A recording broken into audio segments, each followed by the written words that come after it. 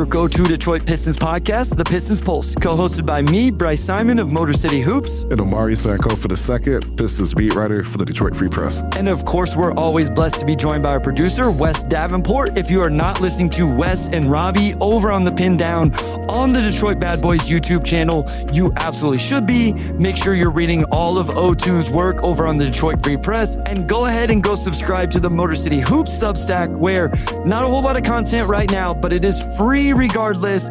And whenever the season starts up, there will obviously be write-ups, post-game write-ups, and video breakdowns, and all of that. But today, none of that matters because we are joined by the original Omari Sankofa 01. Omari, how are you doing today? I'm good. I just want to say Omari Sankofa, father of Pistons beat writer Omari Sankofa II. There we go. We could have worked you into the intro. Yeah, we could have worked you. Yes. Good to have you on for the second year in a row. Annual. Yes, this is now an annual thing, O2. Yeah, it's the second annual O squared. I don't know who came up with that. I don't know if Wes came up with that or if Bryce came up with that, but I like it. 01 and 02. We're going to talk just Pistons offseason, and then we're going to have a draft during segments 2 and 3. 24 Pistons all time. We'll have a list up. I'm going to draft 8 players. My dad is going to draft 8 players. And then the chat will also draft a team of 8 players. So when we get to segment 2, we'll have the names up. You guys can decide amongst yourselves in the chat which player you're going with, and then we'll go with the consensus. And it should be a fun game. Bryce, I'll give it back to you, but this is going to be an O-pod, so definitely will be a different rhythm compared to what we're normally used to. So I'm going to let O2 and 01 take this episode, and they're going to run with this one and do it on their own. I'm going to get out of here. I'm going to take one more week off here. We started school. We've started football practice. And I think it's cool to just let them do this father and son episode. So as O2 said, they're going to talk Pistons offseason a little bit here at the top. And then chat. Just remember, the chat is a little bit behind, so bear with them whenever it's your turn to make a selection. My recommendation would be that as soon as the selection before the chat is made, go ahead and start getting the names in the chat that you want to pick. And then, like Omari said, that they will take this the consensus. But I'm going to let O2 take this away. 01, it is always good to see you. Really, really enjoy getting to talk with you a little bit. And I'm excited to listen to this on my walk here out in Kansas. I will be back next week and we'll get back into our regular schedules. But always love this for you two getting to do this episode together. So enjoy, guys. Thank you. Shout out to Bryce. Yeah, Dad. I mean, we could just start with the offseason as a whole. As a long-term Pistons fan, I know obviously you were elated to see the 60 wins and second round of playoffs last year. A lot of broad opinions on this offseason. If you had to give it a letter grade, how would you rate what they've done so far? A letter grade, I would give it a B. Okay. And if they sign Duran, if he comes back, I would definitely give it a B+. I don't give it an A for sentimental reasons, and that is the loss of Beef Stew. I get it. I understand. But having had a Dennis Rodman championship, having had a Ben Wallace championship, to see something like that happen with a Beef Stew would have just been the trifecta of beasts down low that is part of Pistons lore and history. Yeah, I feel like the Detroit OGs really like Stu, so that's going to be tough. I feel like more than anyone else, losing Stu is probably the one that resonated the most with people. But outside of that, I mean, a B grade, B+ if they bring back Duran, which, my feeling through this whole thing has still been that he'll be back after this process plays out. But outside of Stu, I guess what made you happy about this offseason? No big swing, but obviously they've made a few moves to kind of round out the depth and improve their shooting as well. So what I liked most about it, surprisingly, if I get your question right, the being able to swap out John Collins for Unc, I think that in and of itself was a good move. I don't know what the numbers would have looked like to bring him back. I, of course, wanted him back in terms of his locker room presence, his leadership, and that type of thing. But there is an age factor. And you definitely have seen players really drop off sharply after a certain age. I'm not saying that's going to happen, but I think that the probability is higher than what it would be with John Collins. I think that he is a nice mix. He's 28 years old. You got 6'9", 226. I think that's a good swap. So I like that. Of course, I like all the shooting that they brought in. And I think that with Isaiah Joe, I think they're also going to have some defensive presence. And with John Collins, they're going to have some defensive presence that's going to be definitely needed and part of the culture of this team. I like to see what JB does defensive-wise with these new players that they have. There didn't seem to be a drop-off last year, actually, with the addition of some new people on the team. I don't expect that there's going to be much of a drop-off this year with JB's squad. So I'm excited about that. You get shooting, and I think they're going to still be where they need to be defensively. Dad, I know in general you're not a big swing type of guy. That's what fans have been talking about all year. They missed their window. They didn't make a move in February. They didn't make a move this summer. The window passed. You have never been, and I think that the Pistons need to go and get this guy, type of fan. When they traded for Blake Griffin, you did not like that trade. I actually liked that trade at the time. We've talked about this. I'm like, you have a chance to get a Blake Griffin All-NBA guy, you got to go for it. And you were like, no, but that's always been you. Why did you not feel like they needed to make that move this year when it seems like so much of the fan base is like, we're a 60-win team and clearly we're not good enough to win? I guess, why are you on the opposite end of that? So I wanted it for the right player. Okay. And I don't necessarily think they had a trade partner for the right player. And I think that the right player would have been out of Jersey. Well, I can't call his name right now. Trey Murphy? Out of Jersey. Oh, out of Jersey. Oh, Michael Porter Jr. Michael Porter Jr. Yeah, I say Jersey, but I'm old school. Brooklyn. Yeah.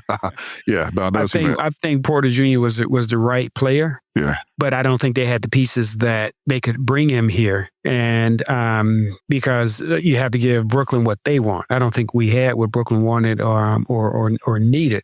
So that's my basic thought on it. The other thought on it is the first and second apron and the complications that come with that, making that big swing and being judicious about how you pay for players. You already had a situation that was developing with JD. And so now to also bring another player in at that dollar amount posed a lot of complications.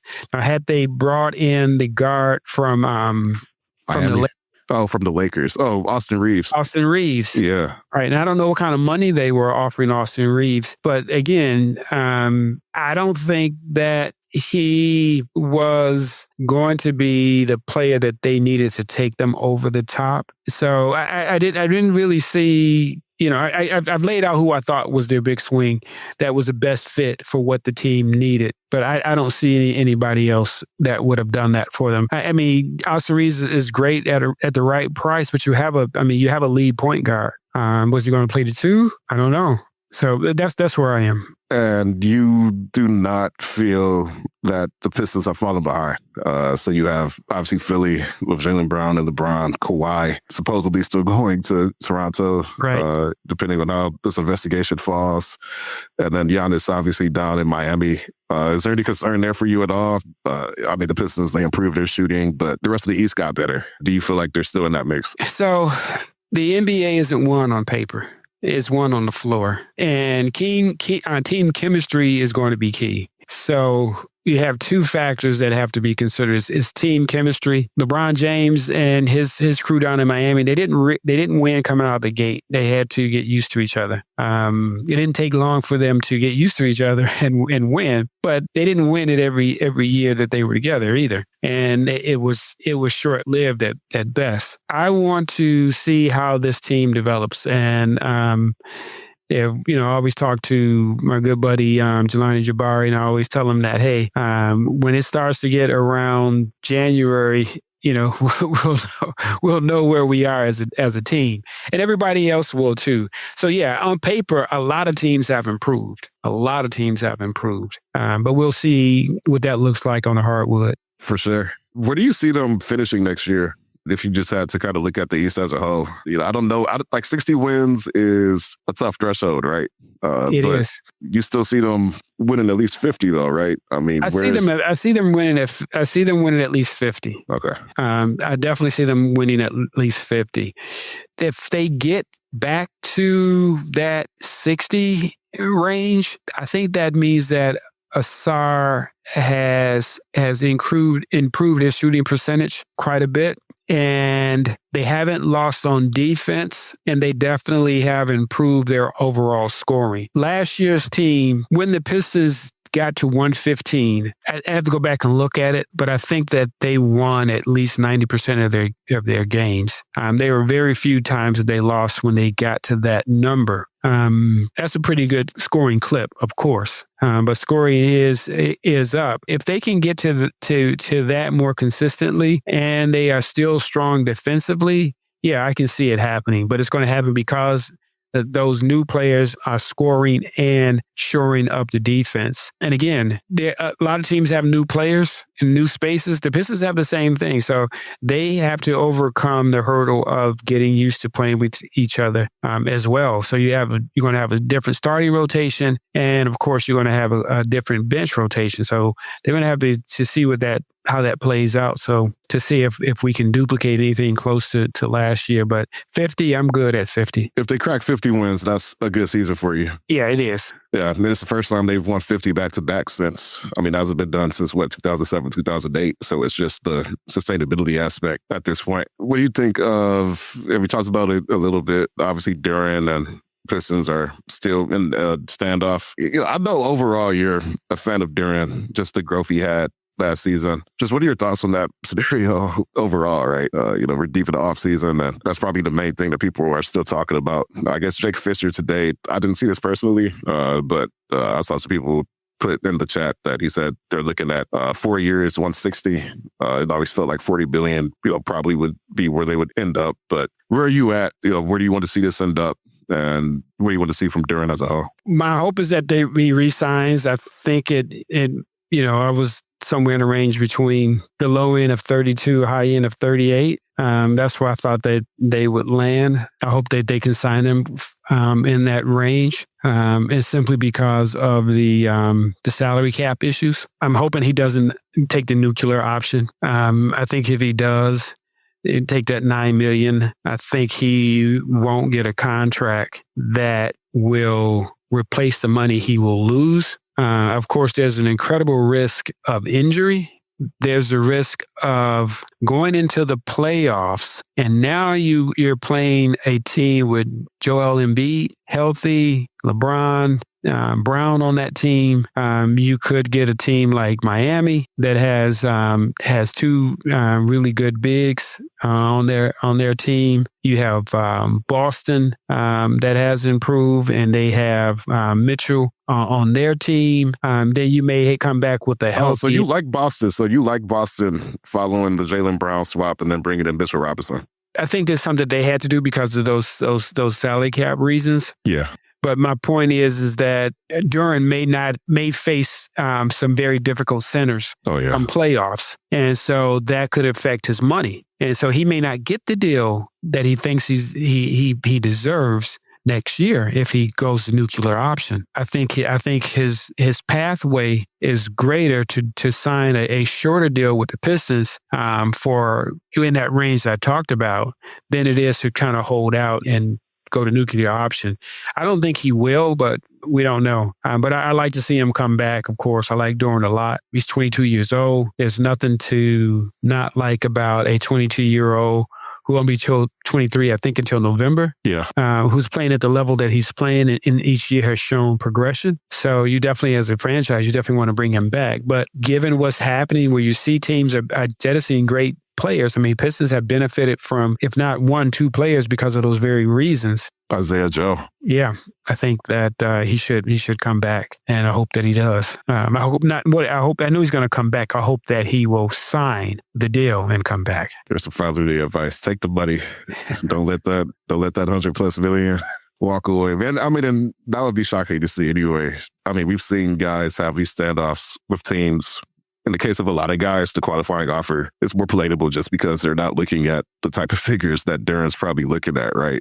But I mean, if you're cracking 35, 40 million, that's probably a little bit different than a situation like Quentin Grimes last year where, he takes the QO, but, where was that salary going to be at, right? There's a lot of players who've taken, not a lot, but there are a few players who we've seen take that risk and lose. Yeah. And never to regain that money. Dennis Schroeder. Yeah. Nerlens Noel. Yep. Nerlens Noel, same thing. Yeah. KCP got his money back, but he also took that risk. Yeah.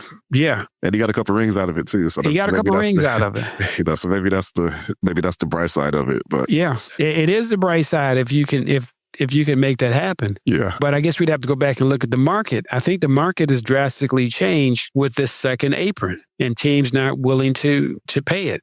And so Duren is a great young player. He's not a great center in the same vein as a Jokic. He's not a great center in the same vein as a Shaquille O'Neal was in his day. I don't think he's even as dominant as Dwight Howard. And so you can see those players being maxed out. I don't think that Duren has the resume right now or the performance on the floor that will say that, yeah, we're going to max you out. Oh, for sure. One last question, and then we will get to our live draft. And just a reminder for the chat, you are the third draftee in this. So I'll put the list of players up, and then you guys can hash it out who you're going for. I think the first few picks will probably be pretty easy, and then it'll get a lot tougher. Looking back on last season, I guess, what excites you most for next year? And it's easy to forget that this team was pretty bad just 2 years ago, right? To go from 14 to 44 to 60. Of all the good things that came out of last season, what is it that really puts next season on the radar for you? Whether that's a player, it could be Cade, it could just be the prospect of snapping that Eastern Conference Finals draw. What is it for you? Looking forward to see what Tolu does. I really am. 6'11", 26 years old. I think that, in those short spurts, I really saw a lot from Tolu. Well, I didn't see a lot. I saw a lot of hope in Tolu. If you're going to lose a beef stew, you definitely need somebody with some size, with some bulk. He seemed to have more skill, and now I think he'll have the minutes to play. So I'm excited about that. I'm excited about Jenkins, not Jenkins. I'm excited about Jenkins to see how he develops and plays next year. He's got this year under his belt. We've seen him hit some really big shots at the end of games. And that is a trait that is, you have to want that shot. You have to be confident you can take that shot. And you see them hit that shot. And that's exciting. When you see a young player come in, maximize his opportunity, and then to hit big shots, not in just one game, not just 2 games, but 3 or 4 big games. And I think he had a big shot in the playoffs or 2 as well. So all of that is exciting. Anytime you bring a guy in, his name is Isaiah and Joe, that alone. So we got an Isaiah, a Joe, and a Prince on the team. I like that. Asar, Reed, and Holland, their progression. I want to see how they all do. I definitely want to see Asar being able to hit a jumper consistently, get up to around 33% from the 3 and to push it up from there. Same thing for Holland. Holland shot it really well during the, not the preseason, but the summer league. And so I would like to be able to see him. And he shot well at the end of the season. I think he hit, I forget what the exact number was, but he knocked down like half of his threes over that last 2 or 3 weeks. So, yeah. So those are the things that excite me. Cade is Cade. And, between that and JD coming back, we talked about that on a value contract. And I don't even call it a value contract. I think it is an earned contract in that range. I'm excited about this team. It's like to see, who remains out of.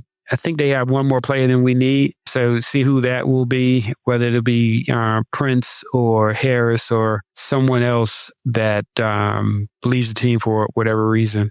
So those are the things that excite me. It is I don't know if this is unique to Pistons fans, but even, us growing up watching the Pistons and being excited about guys like Amir Johnson and Aaron Aflalo. It's something about seeing the French guys kind of pan out that it's something about Detroit loves seeing guys like that figure it out.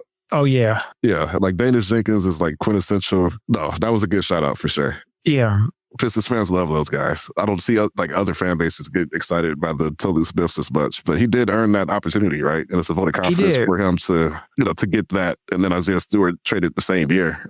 So clearly he's being positioned to be their third big. So and that's why I wondered about that. I'm wondering if they're seeing some things in practice that say, yeah, you know what, we might not lose a whole lot if we save some dollars here by keeping Tolu and moving Stu, in addition to some other reasons that, I'm speculating, of course. If I had a son that was, a beat writer or something like that, was giving me some inside information, maybe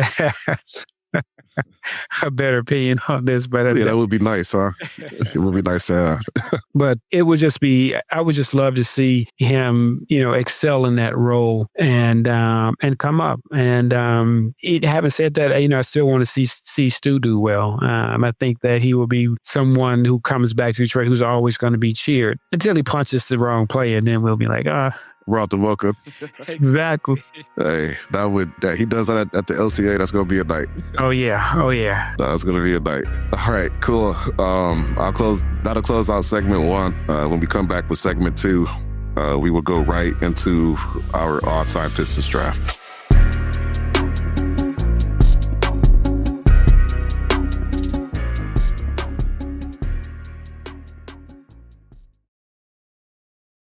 All right, we are back with segment 2. As I mentioned earlier, we're doing a 3-team all-time Pistons mock draft. I'm drafting my own team. 01 will draft his team, and then the chat, you are responsible for the third team. So I'm going to put the names up. Not to do with the character limit, so a mix of first names, last names, and nicknames, but I trust that you all know who's who. And then I'll just go down the list really quickly. It's 24 players: Cade Cunningham, Jalen Duren, Asar Thompson, Isaiah Stewart, Jeremy Grant, Blake Griffin, Andre Drummond, Rip Hamilton, Ben Wallace, Rasheed Wallace, Tayshaun Prince, Jerry Stackhouse, Grant Hill, Joe Dumars, Isaiah Thomas, Bill Laimbeer, Dennis Rodman, Dave Bing, Vinnie Johnson, Kelly Tripucka, Bob Lanier, Dave DeBuscher, and George Yardley. So we have 24 names here. After every pick, I will cross a name out and we will come back. Dad, I suppose as our guest, as the OG between us, you will be granted the first pick. And I already know who it's going to be. So this is good son. All right, you know who I'm going for. So you want to call it out for me because I know you know. I already know who you're going for. I already know who you're going for. Isaiah Thomas. Isaiah Thomas. Lord Thomas. Just give us the rundown. Why is Isaiah Thomas your first pick here? Look, it's Zeke. That's all I have to say. Pound for pound, the best guard in NBA history, in my opinion, at his height. Just a killer on the floor. I mean, he was relentless. It seems like you have players in the NBA today who they tumble and fall and they're out, 4 weeks. You see Isaiah Thomas, who played with, broken bones, swollen ankles, swollen eyes, did not give up at all and gave it his max, gave it hard. He left it all out on the floor. I mean, he's the heart and soul of a Detroit Piston. And it's Isaiah Thomas. I mean, come on. Goes without saying. That was the easy one. So I get Zeke. All right, Zeke number 1. Chat, go ahead and put your names in for the third pick. I'm picking Cade number 2. Once a name is off the board, that name is off the board. So Isaiah's off. I'm going Cade number 2. Just to put that out there. Chat, go ahead and work out pick number 3 as I give the case for Cade Cunningham. I mean, honestly, it's pretty straightforward. If you're looking at just the more purely talented, versatile Pistons ever, it's Cade, Grant Hill, prime Blake Griffin. It's just not too many players who have impacted the game on the level that Cade Cunningham is currently impacting the game. He is probably the one guy other than Isaiah Thomas that I would start a franchise with, other than Grant Hill. And just for the purpose, this is like the prime Pistons version of these players. So if you take Grant Hill 3, you're getting like the prime years of Grant Hill. If you take Blake Griffin, you're getting like that prime 18-19 All-NBA third team season of Blake Griffin. So I'm going Cade Cunningham, number 2. And we have a few for Grant Hill here. It looks like Grant Hill is going to be number 3. We'll let a couple more votes get in. That I know you were a Grant Hill fan back in the day. Big one. What do you remember about Grant Hill? He could do it all. He would do it all. If they pick Grant, hey, kudos, because I was gonna pull Grant in as my next pick. So if he's off the board, then that's fine. But Grant could do it all. He could play the point. He can play the 2. He could play the 3. Depending on the lineup, he could play a little bit a small ball 4 if you needed him to. There was nothing on the floor that really Grant Hill couldn't do. He could run. He could run the point. He knows the game. It's Grant Hill, right? Yeah. Somebody in the chat here, Zenote Sports, hope I said one of those correctly. Cade, before Cade, I think Grant Hill is like an all-time modern medicine guy. If he had come 10 years later, and the way that they mismanaged his injuries is crazy. Yeah, like I read his biography that came out a few years ago, and it's just unfathomable how poorly his injury was handled. I think that's a real black eye for the franchise. I think it really is. It probably needs to be discussed more, not for just to say, hey, let's drag the Pistons through the mud. I'm not saying it that way. I think there are lessons to be learned about, number one, a player protecting themselves and a franchise valuing their players enough to make sure that they're not putting them on the floor when they don't need to be. So I think there's 2 parts of that discussion I think is really important. Oh, for sure. All right, top 3 players off the board: Isaiah Thomas, Cade Cunningham, Grant Hill. Who are you going to go with the 4th overall pick? That you know what? I'm going for my power forward right now before he becomes unavailable, but I'm going for Rasheed Wallace. Rasheed Wallace, number 4. Okay. Chat, go ahead and get pick number 6 then. I got to figure out what I'm doing for pick number 5. So if you want to mention more than one name, go right ahead. Rasheed Wallace, number 4. That is a pick. Curious to hear what propelled Rasheed to the 4th pick here. I think that Rasheed, you think about it, the intelligence of the game that Zeke brings to the game and tenacity that Zeke brings to the game. To bring in a Rasheed Wallace, come on now. Can you imagine what that squad would look like with Zeke at the 1 and Rasheed at the 4? Except for one misplay with Big Shot Bob, there's not too many demerits on Rasheed Wallace's resume. Okay. I like that. And I feel like you're thinking like a coach. You're going for a mindset with your team. You want the technical fouls from Sheed. You want you're going for an attitude, it feels like. So it's the Pistons team, so you got to have some attitude. And it's arguably that the technical fouls on Rasheed were not as earned as much as, say, a technical foul on Isaiah Stewart, right? There was definitely some animosity between Rasheed and certain refs at that time. So they were setting him up. He got a tech one time for smiling too much. Yeah, no, he and the refs he had a reputation, right? Like he had 41 techs or 42 techs one season. Like he is the record holder for techs of the season. 41 techs is crazy. Like that's a tech every other game. So you're saying that some of those were him just getting picked on. Yeah, some of that was were referees getting paid, I think. There was a ref in particular who got his hand, slapped for having side bets on certain things. So they were out for the I love it.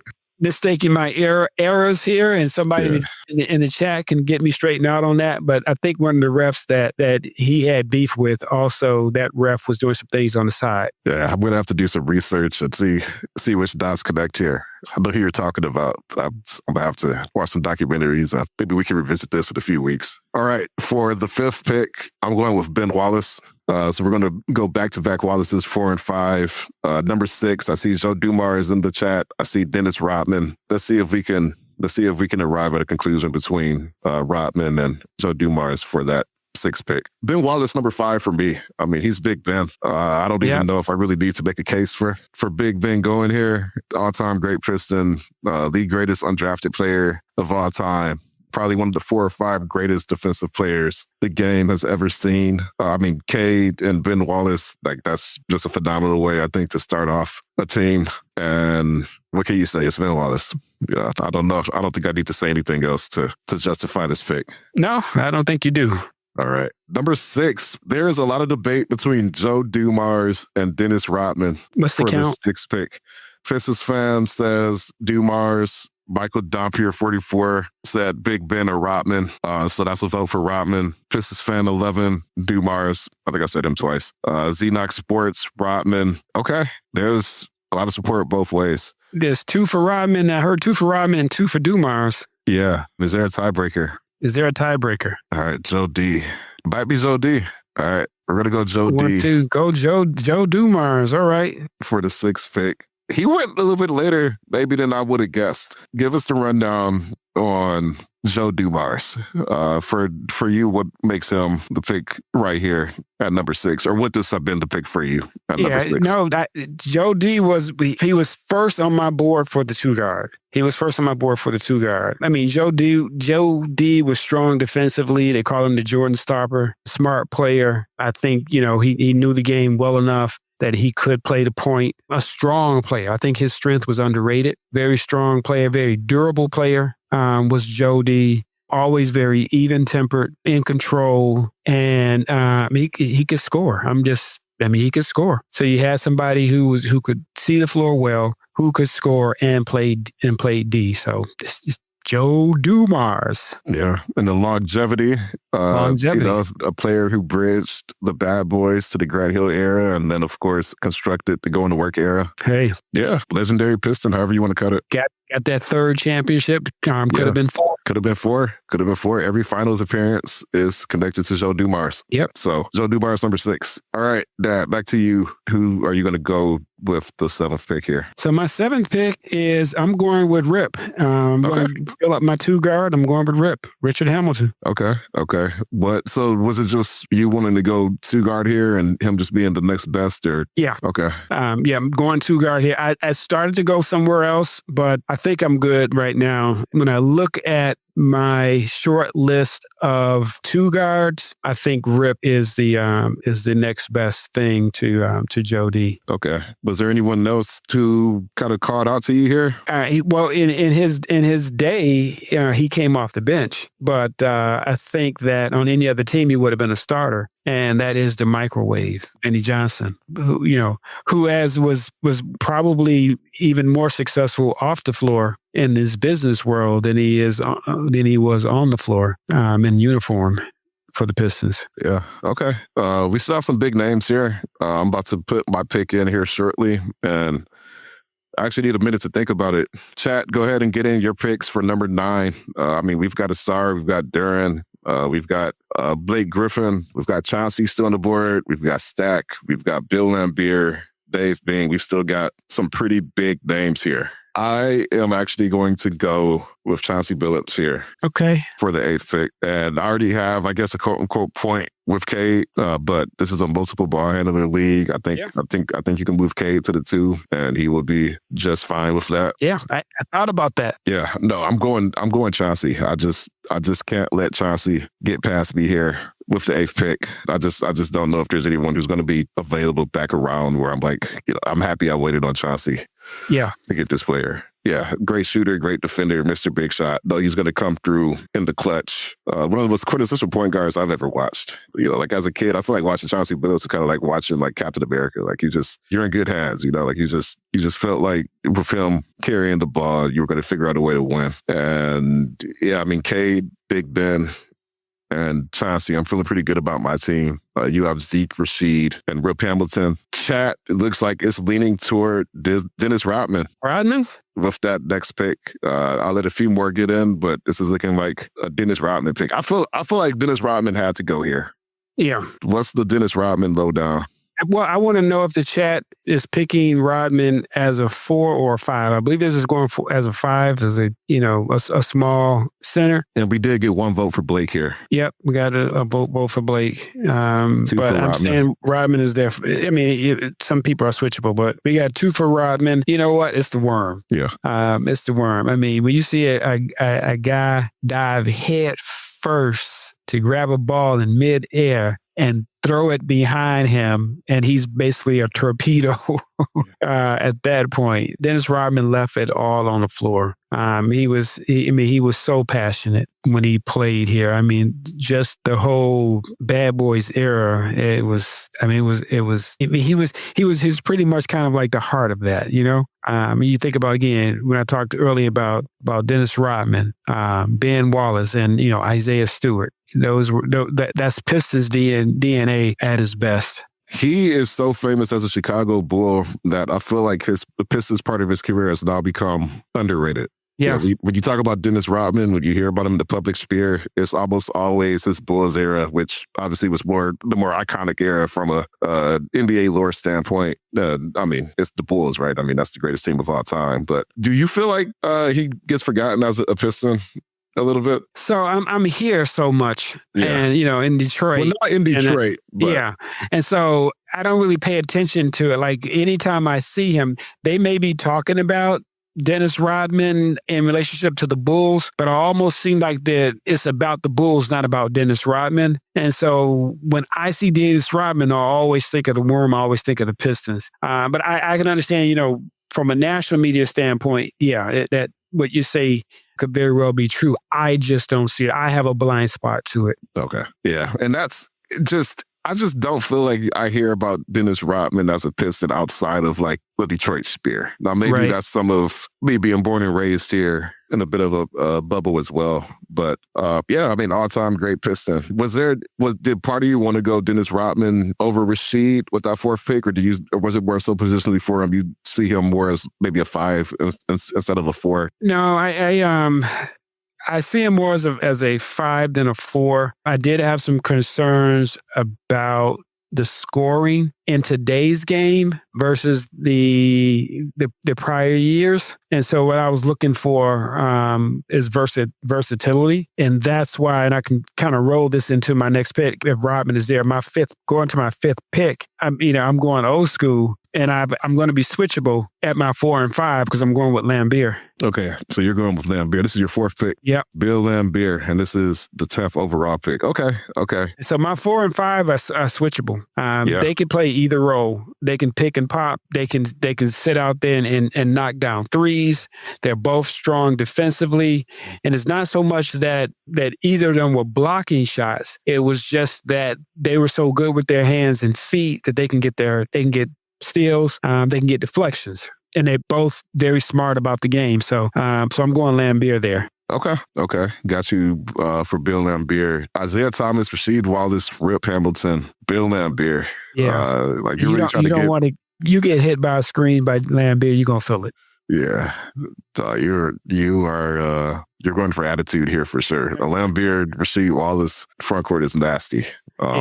In a good way, in a very Pistons way, but very nasty. All right, before I make my next pick, the chat, we did get an early vote. Somebody said, where's most technical fouls with Lambeer and Rasheed? Yeah, you're right about that. Yeah, no, that's the record easily. That was for Michael Dompier. You win the most texts. Yeah, no, you're going for a specific attitude. All right, we got a couple. I'm going to make my pick, but for the pick after that, we have a couple votes in the chat for Kelly Tripucka, and I think we have one for Dave Bing. So one for Dave Bing, one for Tripucka. I'm not going to go with either of those guys, so I'll let you guys hash that out as I make my pick. But I'm going to go with Jerry Stackhouse.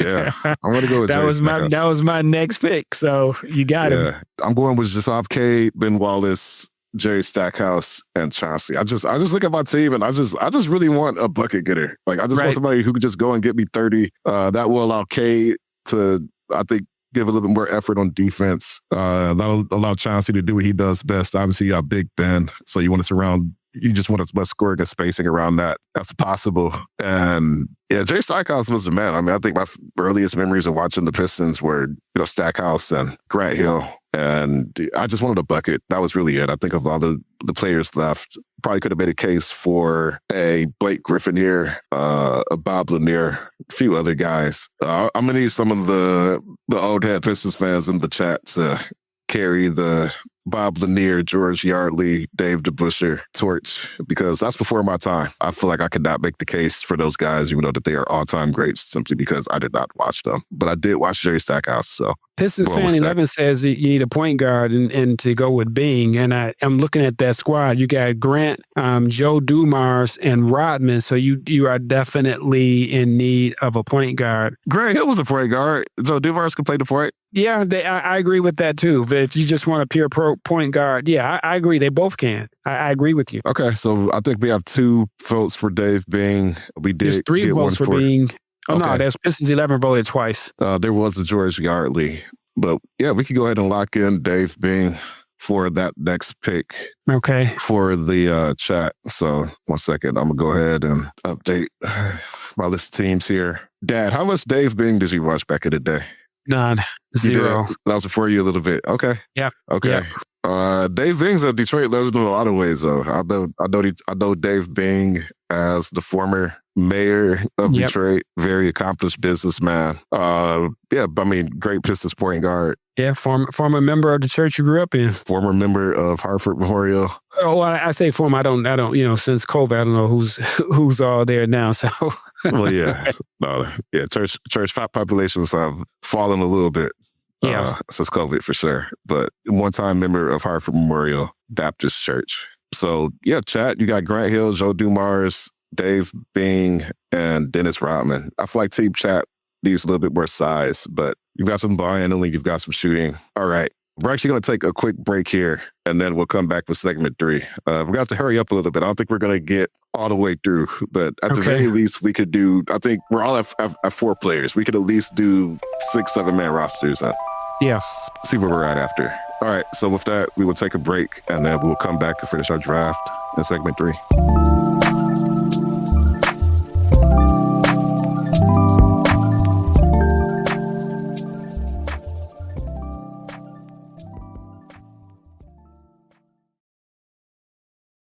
All right, we are back with segment 3. I'm going to go ahead and update our remaining players here, but we're 12 players in, 4 per team. We've got 10-ish minutes, so we're going to see how far in we get, but I think we can at least make 2 more picks per team.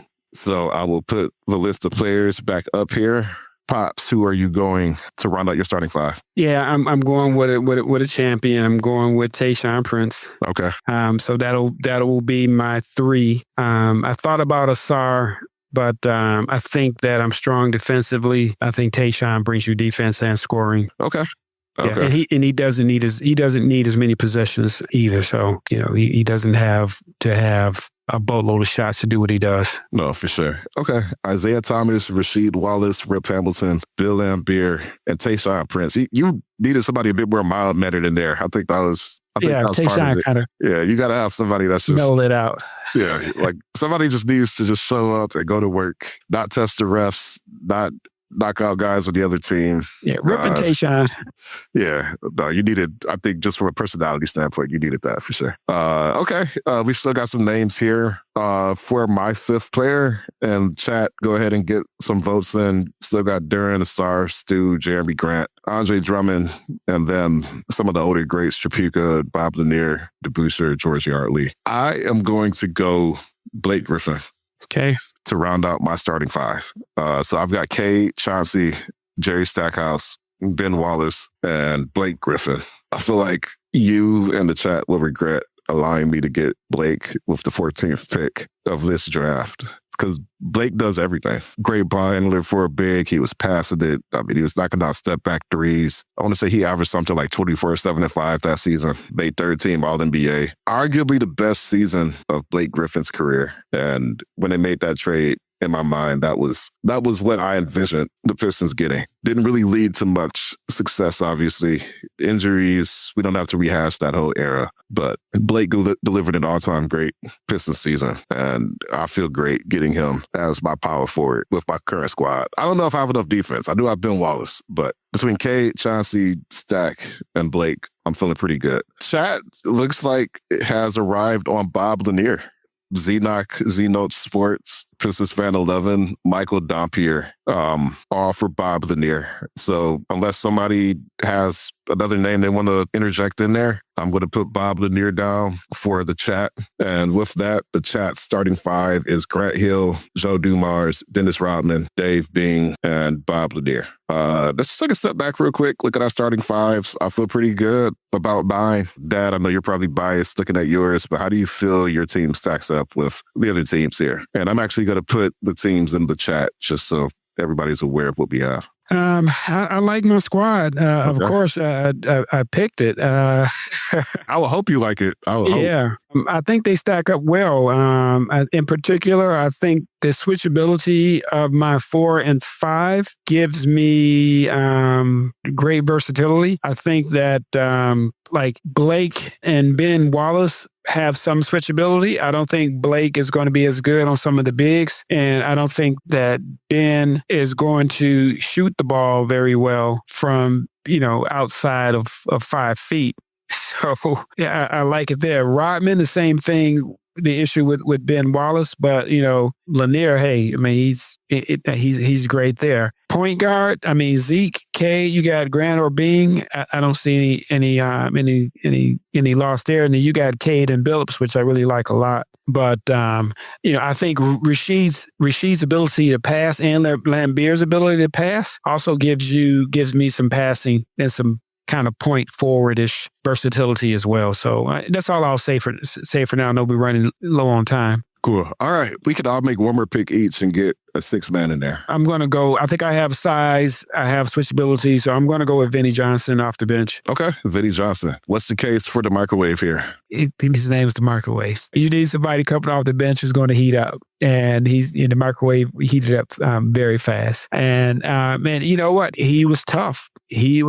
So Vinnie Johnson. Okay. All right. Chat, go ahead and get your picks in for this 6-man. My 6-man is going to be Asar Thompson. I'm going to Asar. Okay. 6-man here. I mean, I think already he's got a case of one of the best perimeter defenders in recent memory. Just the plays he made all throughout the playoffs. And he does this, I mean, he's done this since day one, but he's just got a knack for making some of the freakiest defensive plays you've ever seen from a guy who is 6'6". Yeah. Just his defensive timing, like the weak side shot blocking, the way he sticks with guys like a glove on the perimeter. He has become arguably the second most important player on this team just because he's a one-man wrecking crew against opposing defenses. And I have him and Ben Wallace. So I feel really good about my defense now. I think I got the 2 best defenders in franchise history, potentially. Asar's got a ways to go, but I think if he continues his current trajectory, he can be in that category. Yeah, and I see that the chat has thrown some other names out there, some D. Rose, some McGuire, James Buddha Edwards. Yeah, clearly the names I have up here that are left are not cutting it. Somebody said Derrick Rose, Mark McGuire, James Edwards. Chat, I'm going to let y'all duke out this last pick here. Yeah, might as well say Chris Webber. Yeah, go ahead and throw Chris Webber in there for doing that. Nazir Muhammad, Antonio McDyess. That's just McDyess. Yeah, McDyess was a beast. McDyess was a beast. Dice was a beast. I feel like he's become underrated too. Hey, you got AI out there, so. Did we get a vote for Allen Iverson? Allen Iverson. All right, we got a Lindsey Hunter chat. Lindsey Hunter. Could put Lindsey Hunter in there. Okay, Michael Dompier votes for Tripucka. Hey, Tripucka could put it in the basket. Yeah, and he was a scorer. Yep. All right, chat. I'm going to give y'all a few minutes to figure this one out. Yeah, for the players that are available. You need to take Asar off there, right? I do need to take Asar off of there. Who would you go here, just based on the names we have left? For the audience, based on their roster, I can't see it now. I'm about to put it back up here now. Sure. Take Asar off. I would go, let's see. I would go Duran. You would go Duran? Okay. Yeah. I don't know about enough about Dave DeBusschere or Yardley. So Grant is off the table, right? So that's Jeremy Grant. That's Jeremy Grant. That's Jeremy Grant. I would go Dumars or Jeremy Grant. You mean Duran or Jeremy Grant? Yeah, I'm sorry. Duran or Jeremy Grant. Yeah. I actually like Duran for the chat because you have Grant, you have Joe Dumars, you've got Grant Hill, that is. We got Rodman being Lanier. So Duran really does give you a lot more size. I mean, he gives you rebounding. I've got Ben Wallace and Blake, so I've got some size. You've got Rasheed and Lambeer, so you've got some size. So maybe that's a necessity there. Michael Dompier, 44, Tripucka, Xenox Sports, Tripucka. Looks like Tripucka gets the last vote here. So I will put in Kelly Tripucka. Lambeer and Duran. Yeah. As I think about this out loud, I think that if we do this again like next year, we'll do 1, 2, 3, and then whoever goes last will get the next pick, and then we're going reverse. So we'll make it? Yeah. Okay. Yeah. So that way everybody gets a chance to go first. Okay. Yeah. Okay. I like that. There was some suggestions to snake the draft earlier. And right. I said no, because I didn't think about that earlier. But yeah, I didn't know what he meant by that. So okay. I was not in the loop on what the verbiage was, but I was just going to pretend like I knew, Yeah, it's me, I think it's cool. I had no idea what you were talking about. But you're not really a fantasy sports guy either, so that's so. I feel like that's where that really comes from. You do a snake draft, so everybody gets a fair shot. Okay, cool. So to recap, Dad, Isaiah Thomas, Rasheed, Rip, Bill Lambeer, Tayshaun, Vinny, myself, Cade, Ben, Chauncey, Jerry Stackhouse, Blake Griffith, Asar Thompson, and then chat, Grant Hill, Joe Dumars, Dennis Rodman, Dave Bing, Bob Lanier, Kelly Tripucka. I feel like I have the best team. So I don't feel like you have the best team. I feel like I have the best team. Chat, who has the best team? I know Chat's probably going to say we have the best team, huh? I'm going to have to do a Twitter poll after.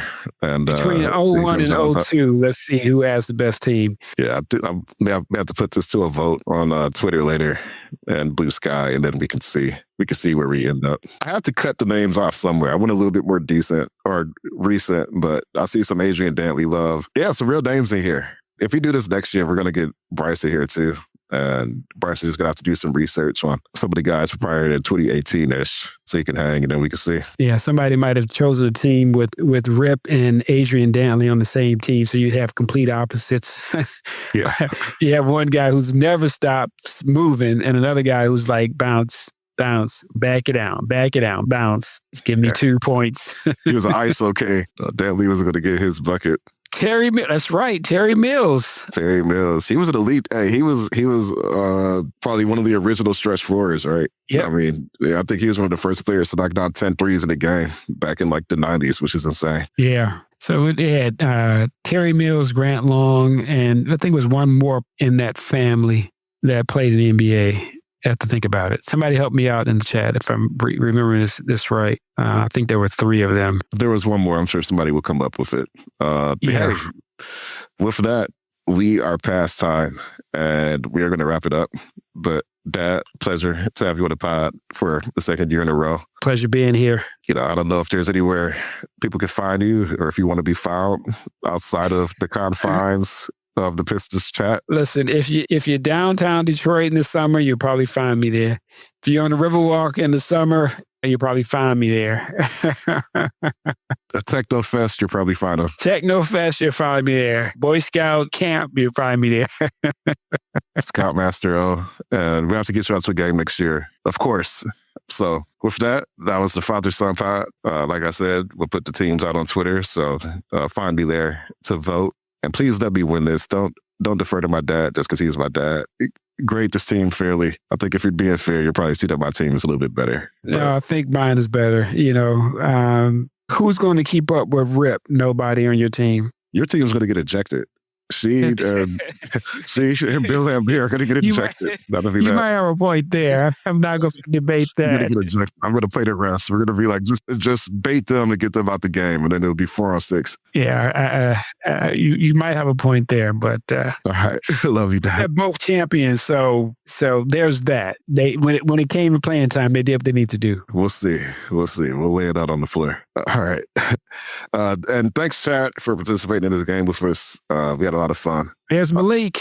Yeah, that's my little brother, Malik Sankofa.